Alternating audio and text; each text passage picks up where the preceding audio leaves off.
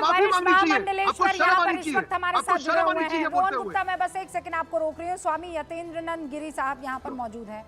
स्वामी जी, एक तो यहाँ पर आप थोड़ा देरी से जुड़े हैं, लेकिन टीडीपी की जो प्रवक्ता हैं उन्होंने हाथ जोड़कर पूरे देश से माफी मांगी, क्योंकि वो उस जगह से आती हैं।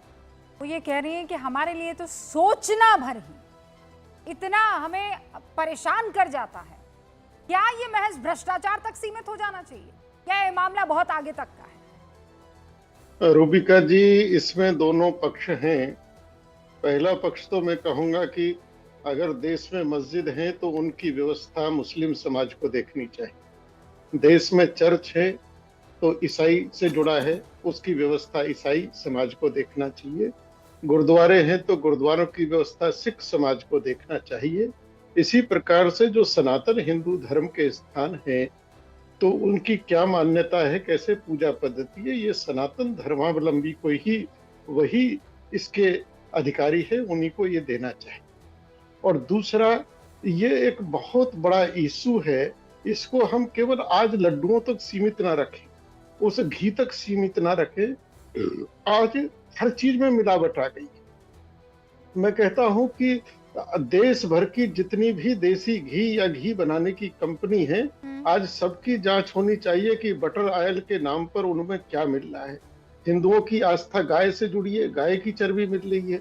मुस्लिम समाज की आस्था में कहीं धर्म में सूअर को लेकर उनकी आपत्ति है तो सूअर की चर्बी मिली हुई है। इन्होंने कहीं का नहीं छोड़ा है।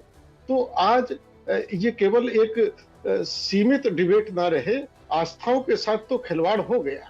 आस्थाओं के साथ लोगों का आज इतने लोग व्यथित हैं जिन्होंने प्रसाद खाया होगा, ऐसे ऐसे लोग व्यथित हैं।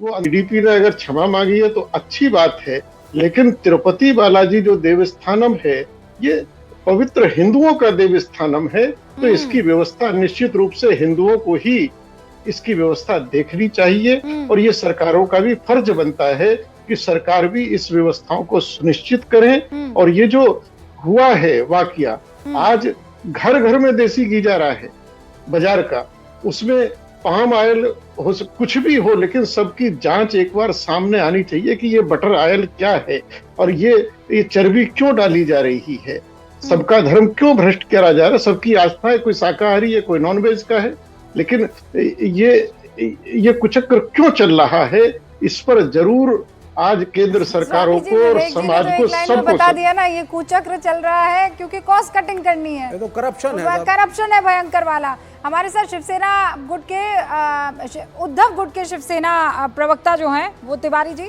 वो भी जुड़े हुए हैं। किशोर जी, ये व्यतीत करने वाली बात है कि नहीं है कि इसमें भी राजनीति हो जानी चाहिए? नहीं, ये राजनीति का विषय है नहीं।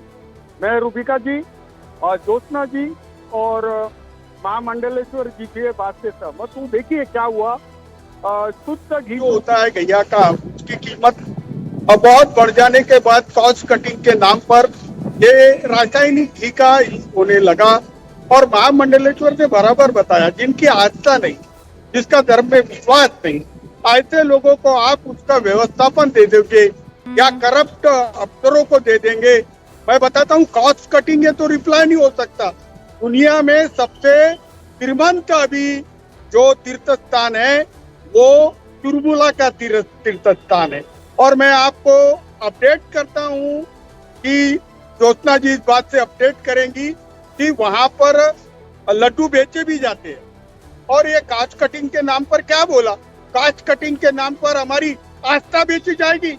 हाँ, ये तो देखिए, मैं कोई इस पर राजनीति करने वाला नहीं हूँ, लेकिन महामंडलेश्वर ने जो मांग की है कि सरकारी अफसर और ये नेता लोग ये अगर ट्रस्टी नियुक्त किए जाएंगे तो इनकी तो खून में करप्शन बसा हुआ है। लेकिन जो कुछ हुआ तो मैं अभी बता रहा हूँ कि महामंडलेश्वर जी को अपडेट भी करता हूँ कि रासायनिक घी में चर्बी मिलाई जाती है और रासायनिक घी को शुद्ध घी से रिप्लेस किया गया और 50% घी का कंजम्पशन कम किया गया।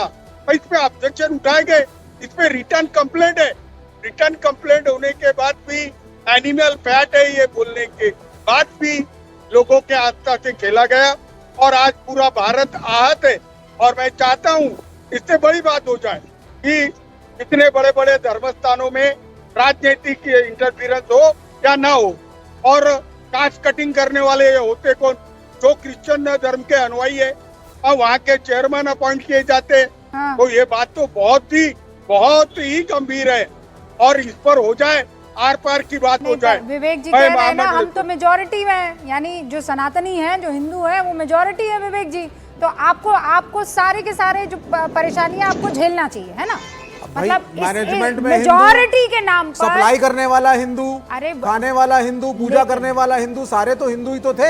हाँ, तो और तो आप- शुक्र करिए सारे हिंदू थे। मैं तो शुक्रिया अदा करता हूँ कि बाय चांस कोई माइनॉरिटी कम्युनिटी का आदमी सम्मिलित नहीं हुआ, वरना ये तो लटका देते अब तक। ओके, दोनों को क्या जवाब बीजेपी देना। वाले ज्योत्सना जी को जवाब देना। किशोर जी एक सेकंड, ज्योत्सना जी को जवाब देना है, वो हमारे साथ कुछ ही टाइम पर। ज्योत्सना जी, आई वुड रियली रिक्वेस्ट, ये जो डिबेट है उसमें आप हमारे साथ थोड़ा लंबा रहिए, जरूरी है आपका रहना।